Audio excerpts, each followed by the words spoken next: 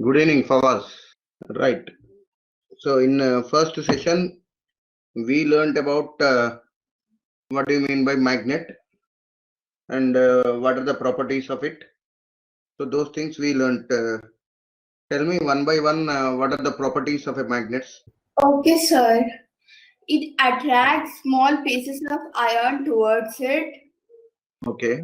To a freely suspended magnet would always point towards north-south direction.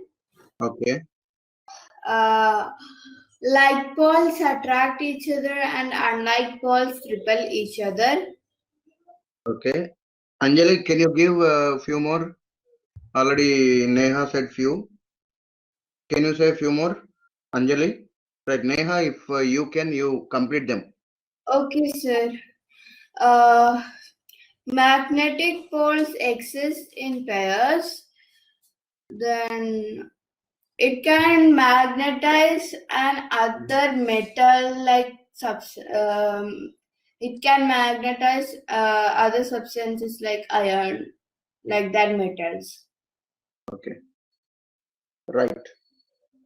So few properties you learned in a previous session, and maybe. Sir, we also learned about something like geometrical pole, geometrical length, magnetic pole, and we also learned. Right. So maybe we learned about relation between geometrical length and magnetic length also, isn't it? Yes, sir. Right. So geometrical length and magnetic length, while we discussed, I told you which length will be more. Good evening, sir. Sir, geometrical length will be more. Right. Geometrical length will be more, and magnetic length will be lesser. And maybe I told you the relation between geometrical length and magnetic length like this. Magnetic length will be equal to 5 by 6 By 6 into geometrical length. geometrical length. Okay, so magnetic length will be equal to 5 by 6 into geometrical length. And from it, you can find out even geometrical length also. So geometrical length will be equal to 6 by 5 times of magnetic length. Opposite will be there. So if we give magnetic length, you can find out geometrical length.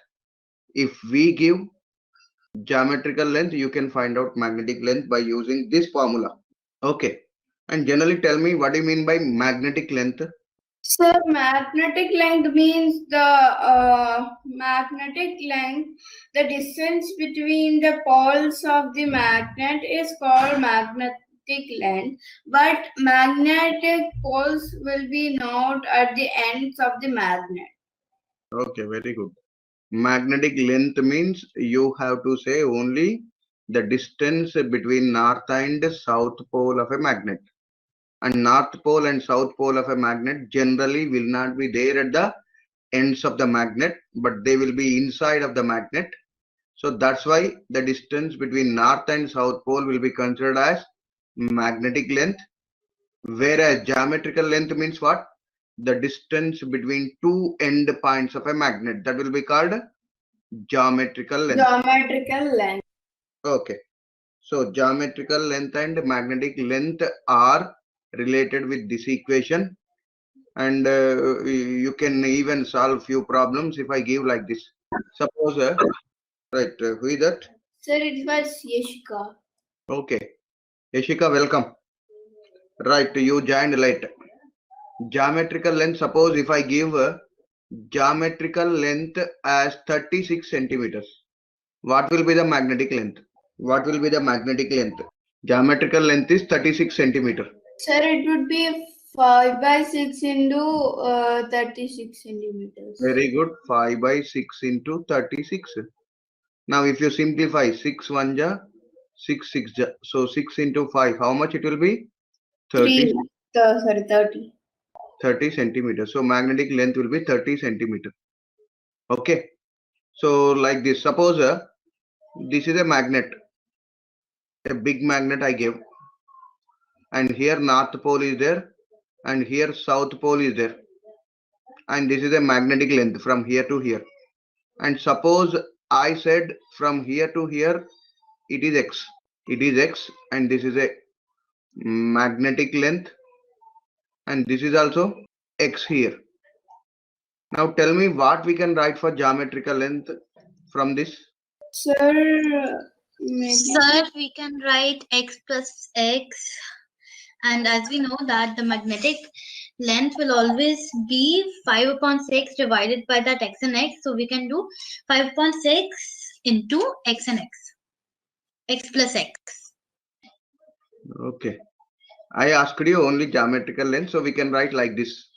Now see here, geometrical length will be equal to x plus x, that is 2x. Sir, 2x. Plus magnetic length. And you can write magnetic length if only geometrical length is given. If magnetic length is given, you have to substitute here, then you can find out geometrical length. And actually this equation will be used for finding the distance of the either north or south pole from the ends of the magnet. See here, this is end. From this end, north pole will be there inside of the magnet at some distance, and south pole also will be there at some distance from the end of the magnet.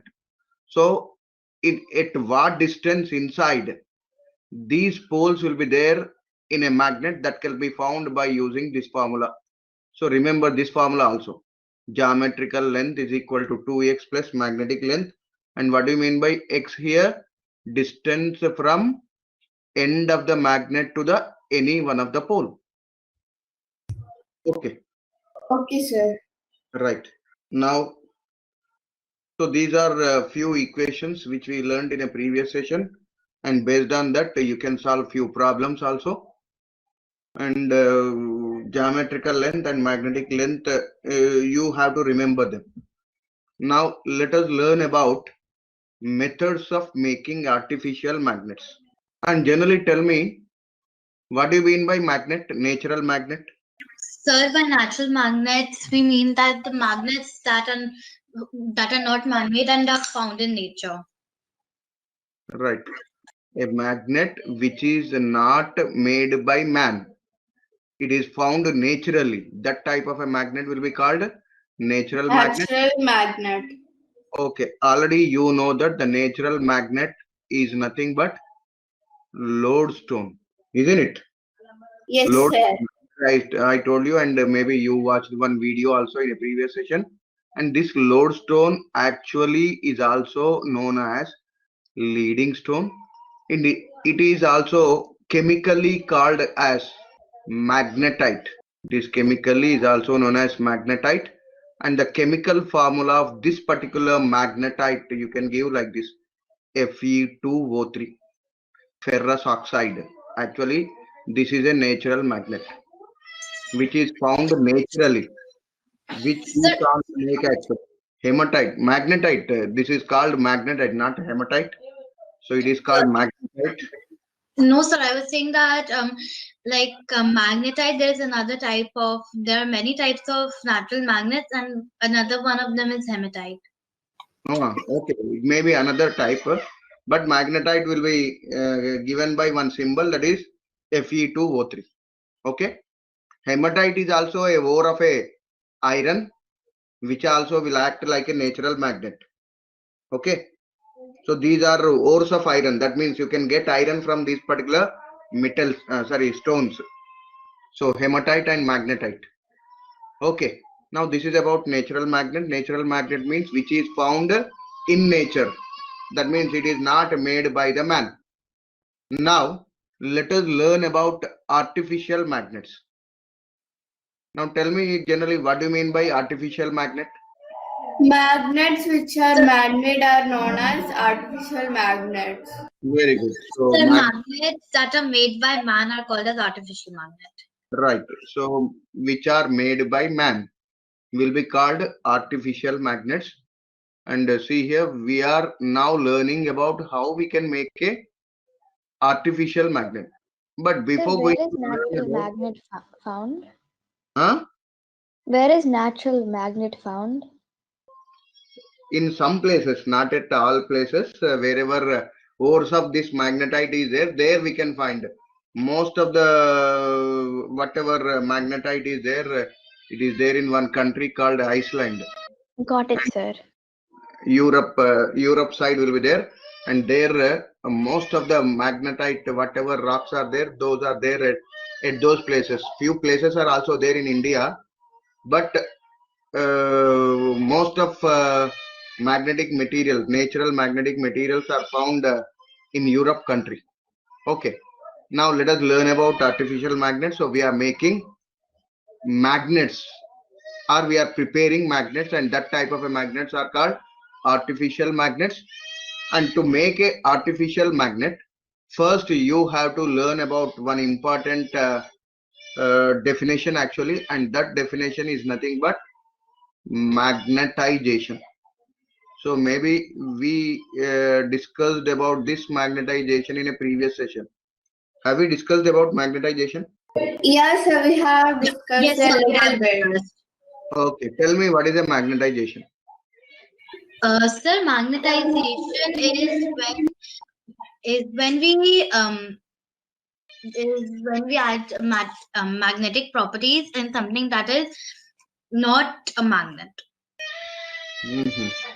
Right. Any others? Sir, actually, magnetization is for metals like we have a magnet, and also we are having a metal. Then if we could we know that magnet is having induction capacity. So magnetization means induction of magnetic into that, into the, I don't know how to explain it actually. Only 1 minute, Nana. Just for 1 minute. I'll come back. Okay, sir. Sorry for the disturbance. Okay, tell me what is magnetization? Sir, we already said, I think so. I am forget, sir. I think maybe Anjali can also give an answer. Oh, okay, once again you can say no. What happens if you say one more time? Yes, sir. Can you please repeat? Magnetization means what? Repeat once again. Whatever you said. Magnetization means we all know that magnets are having the capacity to induct, to give its power to some other metals. So magnetization means we are giving the power to some other metals. So I don't know how to explain it actually. Okay, right. So you said all the things. Let me say, suppose I took iron. In ordinary conditions, iron will be magnet. Iron is a magnetic substance, but it is not a magnet. Yes, sir. In normal, it won't be a magnet. It is in a normal condition, it is not a magnet. And now what we have to do is we have to induce magnetic properties in this particular substance. And if we can induce magnetic substance in this iron, now what happens is this particular iron now will behave like a magnet. That means making a magnetic substance into magnet. That particular process will be called magnetization. That means inducing magnetic properties into a material will be called magnetization. And now whenever we are learning about artificial magnets, we are preparing those artificial magnets actually. So we are preparing. When we are preparing, definitely what we are doing, we are magnetizing it. Magnetizing means we are inducing the magnetic properties into that material. And to induce magnetic properties into that material, which is generally called magnetic substance, we are having different methods to do it. And those different methods are nothing but single touch method, double touch method, and electrical method. Now here single touch method is there, double touch method is there, and electrical method is there. And in a single touch method, what we do, we take a magnetic substance like this, that means iron, In a normal condition, it will not be a magnet. Now what we have to do is we have to take one natural magnet, and by taking one natural magnet, we have to take one of the pole. Either it may be north pole or it may be south pole. And in yesterday's class, I told you, generally north pole will be shown with a red color. See here. Here red color symbol is there, and here blue color will be there. Actually, which is not shown in this diagram. So south pole will be shown with a blue color. North pole will be shown with a red color. So now what you have to do is you have to take only one magnet, and one pole you have to take, and for which you have to induce magnetic properties into. What you have to do is take one pole and rub that particular pole to this magnetic material in a particular manner. Now take north pole here, from here to here, rub like this. And after that, here what you have to do is you have to raise this magnet, and again you have to place the north pole here, and again rub like this. And again here you have to take it out, and again you have to keep north pole here. So many times if you go on repeating like that, touching like this, what happens is this particular material, whatever is there, will get magnetized. That means magnetic properties will be induced in it. So we are creating magnetic properties into that particular substance. Now maybe you know that in your classroom, if 20 students are there, one student may get, or one student can understand very easily when teacher says one time, and few students will be there who generally learn about it when two times explained by teacher, and few students will be there for those people teacher has to explain for many times. So here also like that, a single touch method, if you take, you have to take a natural magnet, and you have to take a magnetic material, and you have to rub like this continuously. You have to rub like this for some time, and then only this particular material will be magnetized. And as only one pole we are using and one magnet we are using, this particular method will be called single touch method. And in a double touch method, what will be there? Now we will take two magnets. Now suppose for example we are taking one magnetic material. Sir, I have a doubt. Okay, tell me. So that in this, which pole should we rub in the single touch method? Do we have to rub this north pole or the south pole? Any one of the pole you can. Okay, sir. Not only north pole, you can take a south pole also, but same pole must be rubbed in a manner like this. Now suppose this is north pole, and I started from here, rub like this. Now here you have to lift it up, and again you have to keep north pole like this. Only you have to rub. But from north pole, suppose if you are rubbing like this, and after that taking like this and rubbing, it will not be magnetized. Okay, only one pole must be rubbed for many times. Okay. Okay, sir. We have to rub it as like first we have to rub and lift it up again once more like that. Otherwise, like in another way, we cannot magnetize the object. We cannot magnetize it. So to magnetize it only in a particular way you can do it. Okay. Right. Now let us take iron rod like this, which is not a magnetic substance in ordinary conditions. Now what we are doing in a double touch method is we are taking two magnets. Now one magnet like this, which is having north pole and south pole. One more magnet like this, which is having north pole and south pole. Now here this north pole you have to keep at the center and rub like this and lift it up, and again keep here, rub like this, again keep here and rub like this. So this is for this particular magnet. And again this magnet also, what you have to do, you have to keep this north pole here, rub like this and lift here, and again place here, rub like this and lift here, and again place like this. So sir, I can't see the screen. All I can see is a blank Blank screen. You can't see. Completely blank. I can't see. Completely blank. 1 minute. Wait for a minute. Sir, actually, it is completely visible for me. Maybe Ashika should be having. Yes, sir. Yes, sir. It's completely visible for me too. Right. For who blank slide is coming? For whom? Sir, it's for Yashika. Okay. So it might be some problem at your end. Okay. Others, you are getting it. Anjali, you are getting this slide. Can you see the slide? Yes, sir. I can see the slide. Okay. Pragya, you can see. Neha, you can see. Anjali, can you see the slide? Any problem with you? No, sir, I could see the slide properly. Okay. Fawaz? Okay. Maybe Yashika, at your end only some technical issue is there. Once you log out and again log in, then you can see this slide. Okay. Right.